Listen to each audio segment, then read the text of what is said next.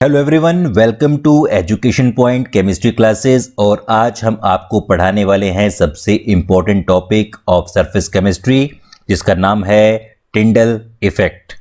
Tyndall effect वैसे तो हमने 9th क्लास में भी पढ़ा हुआ है, लेकिन +2 क्लास में ये थोड़ा और डेप्थ में चला जाता है टॉपिक, और इसको हम और ज़्यादा इलेबोरेट करते हैं।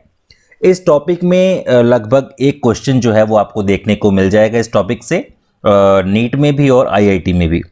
तो बड़ा आसान सा टॉपिक है, बोर्ड के एग्ज़ाम भी हमेशा पूछा गया जाता है अक्सर ये। तो चलिए बताते हैं आपको कि टिंडल इफेक्ट क्या होता है और इसे आप किस तरह से समझ सकते हैं। सबसे पहले डेफिनेशन की तरफ बढ़ते हैं। तो टिंडल इफेक्ट की डेफिनेशन हमें क्या कहती है? ये कहती है कि the Tyndall effect is due to the fact that colloidal particles scatter the light in all directions in space. तो ये डेफिनेशन हमें ये कहना चाहती है कि जो कोलाइडल पार्टिकल्स होते हैं स्पेस में, मतलब कि जैसे डस्ट पार्टिकल्स हो गए, या गैस के मॉलिक्यूल्स हैं हवा के अंदर, या फिर गैस के आयंस हैं, वो सभी कोलाइडल पार्टिकल्स के साइज की रेंज में आते हैं। और उनके ऊपर जब लाइट पड़ती है, रोशनी पड़ती है, तो वो पार्टिकल्स उस लाइट को स्कैटर कर देते हैं। ओके, तो एक बार फिर से डेफिनेशन को समझते हैं। The Tyndall effect is due to the fact that colloidal particles scatter the light in all directions in space. तो ये टिंडल इफेक्ट जो है इसी चीज को, ये इसका बेस यही है कि स्कैटरिंग ऑफ लाइट। इसका बेस क्या है? Scattering of light by the particles. Air के अंदर जो पार्टिकल हैं स्पेस में, वो पार्टिकल अगर कोलाइडल पार्टिकल के साइज के हैं तो they are able to scatter the light. Okay, this is the base for the definition. तो let us see what is happening here. हम इसको एक एक्सपेरिमेंट के साथ समझते हैं। तो सपोज कीजिए कि आपके पास एक ट्रू सोल्यूशन है। ट्रू सोल्यूशन मतलब कि जिसके अंदर पार्टिकल का साइज 1 नैनोमीटर से भी छोटा होता है। जैसे कि सॉल्ट को हम पानी में डाल दें तो वो एक ट्रू सोल्यूशन बनाएगा। तो ट्रू सोल्यूशन में से जब आप लाइट को पास करते हैं, देखिए ये एक होमोजेनियस सोल्यूशन है और इसको मैंने रख दिया है अंधेरे में। अब अगर मैं इसके अंदर से लाइट को पास करता हूं तो लाइट का रास्ता हमें नजर नहीं आ रहा है कि लाइट सॉल्यूशन के अंदर जब एंटर हुई तो उसके बाद लाइट का जो पाथ है वो हमें विजिबल नहीं है। लेकिन अगर मैं ट्रू सॉल्यूशन की जगह लेता हूं कोलाइडल सॉल्यूशन, ओके, अगर मैं ट्रू सॉल्यूशन की जगह लेता हूं कोलाइडल सॉल्यूशन, तो हमें उस लाइट का जो बीम है, उसका जो पाथ है वो नजर आएगा। आप देख पा रहे हैं इस फोटो के अंदर हमारे पास एक लाइट का सोर्स है, एक ट्रू सॉल्यूशन है और एक कोलाइडल सॉल्यूशन है। जब लाइट ट्रू सॉल्यूशन में से पास हो रही है तो हमें लाइट का पाथ दिखाई नहीं दे रहा है। लेकिन जब वो कोलाइडल सॉल्यूशन में से पास करती है तो हमें लाइट का जो पाथ है वो बड़ी आसानी से नज़र आ रहा है कि लाइट की बीम है वो किस रास्ते से जा रही है।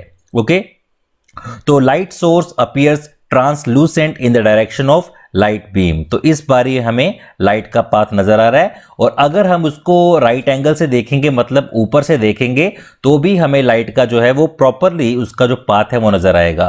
When viewed at right angle to the direction of light it shows a mild to strong opalescence, मतलब कि पहले से ज्यादा अच्छे से हमें उसका जो रास्ता है वो नजर आ रहा होता है। तो इसी को टिंडल इफेक्ट कहा जाता है। और इसे टिंडल इफेक्ट क्यों कहा जाता है? क्योंकि इसे टिंडल नाम के साइंटिस्ट ने इसको ऑब्जर्व किया था। तो टिंडल इफेक्ट को डायग्रामेटिकली भी समझते हैं। अभी तो हमने सिर्फ उसकी फोटो देखी थी, अभी हम उसको डायग्रामेटिकली देखते हैं कि टिंडल इफेक्ट का मतलब क्या है, उसके मायने क्या है।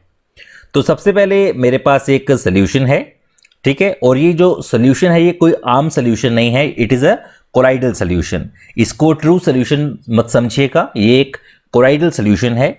जब इस कोलाइडल सोल्यूशन को किसी लाइट सोर्स के सामने रखा जाता है, या लाइट सोर्स को इसके सामने रखा जाता है और लाइट की बीम इसमें से पास करवाई जाती है, तो ये उसके राइट एंगल से देखने पर उसका पाथ हमें विजिबल होगा, राइट। तो देखिए ये मैंने लाइट को उसके अंदर जब फेंका तो मेरे को क्या नजर आया बेटा? मेरे को उसका पाथ नजर आया। क्यों नजर आया? क्योंकि जो कोलाइडल पार्टिकल्स हैं वो लाइट को स्कैटर कर रहे हैं और वो स्कैटर्ड लाइट मेरे को नजर आ रही है। ओके, और जिस पाथ से लाइट हमें नजर आ रही है उसे टिंडल कोण कहा जाता है। Okay, the scattering of light beam is due to the fact that the salt particles absorb light energy and then emit it in the all directions in the space। तो लाइट का जो नज़र आने का जो रीज़न था, जो कारण था, वो यही था कि पार्टिकल्स ने लाइट को स्कैटर किया और स्कैटर होने के बाद लाइट सभी डायरेक्शन में एमिट हो जाएगी। तो this was the reason of a Tyndall effect. Okay, Tyndall effect is due to the fact that colloidal particles scatter light in all directions in space. ये हमने बात पहले भी कई बार कर ली है, तो आई होप कि आपको इस बारे में क्लैरिटी हो चुकी होगी। टिंडल इफेक्ट को सबसे पहले ऑब्जर्व करने वाले साइंटिस्ट का नाम था माइकल फैराडे, लेकिन इसका नाम टिंडल इफेक्ट की जगह फैराडे इफेक्ट होना चाहिए था, परंतु उसको और ज़्यादा अच्छे से स्टडी किसने किया? टिंडल ने।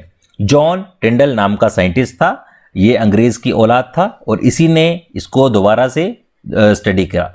तो later studied by detail in Tyndall and is termed as Tyndall effect. उसके बाद इसको टिंडल नाम के साइंटिस्ट ने, मतलब कि जॉन टिंडल ने इसको अच्छे से डिटेल में, डेप्थ में पढ़ा और उसको और ज़्यादा एलेबोरेट किया, और इसी वजह से इसे टिंडल इफेक्ट कहा जाता है, ना कि फैराडे इफेक्ट।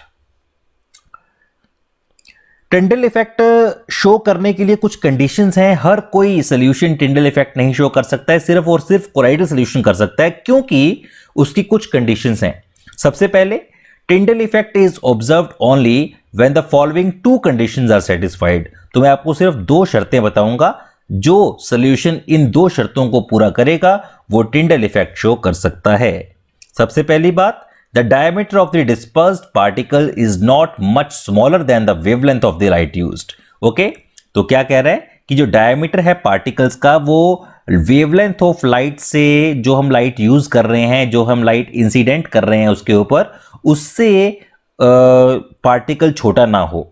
ओके, या तो उसके बराबर हो या उससे बड़ा हो। अगर छोटा भी है तो थोड़ा सा ही छोटा होना चाहिए, ज्यादा छोटा नहीं होना चाहिए उसका diameter.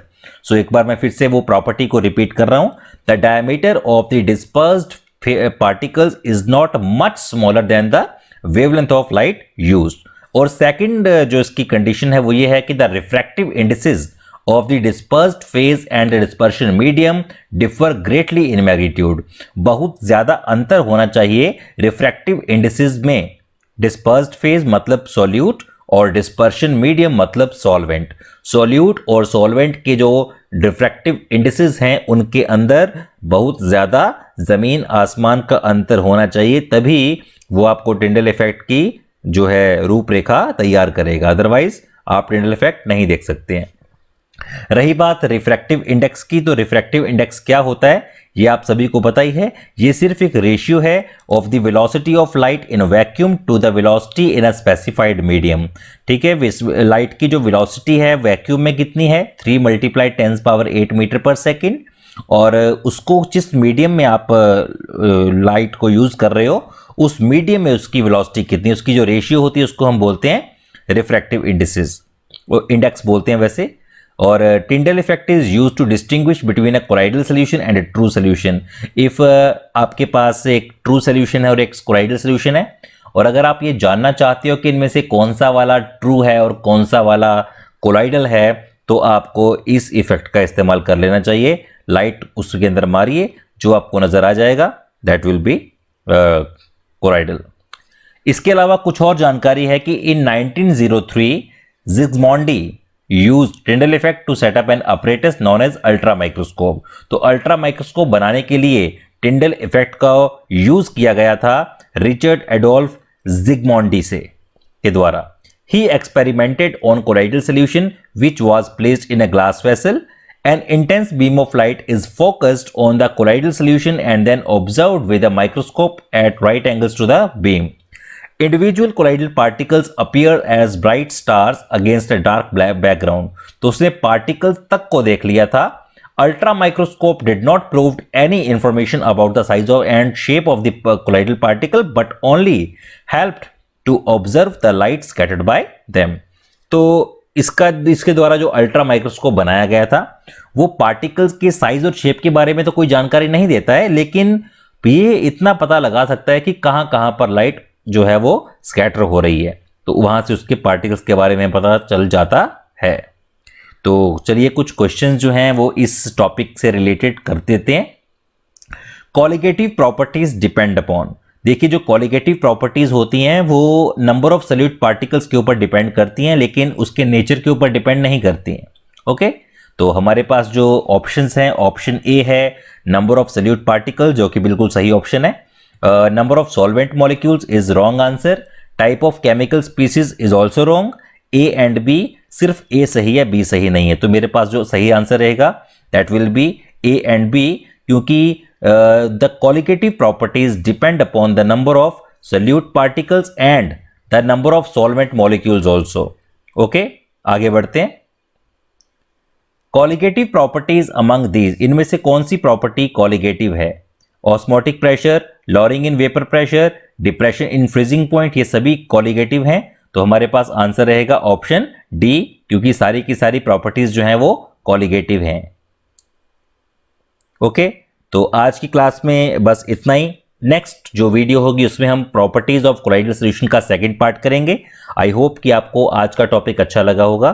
Thank you very much for being in the class. Subscribe कर दीजिए चैनल को और दोस्तों के साथ शेयर जरूर करिएगा। Thank you very much, bye.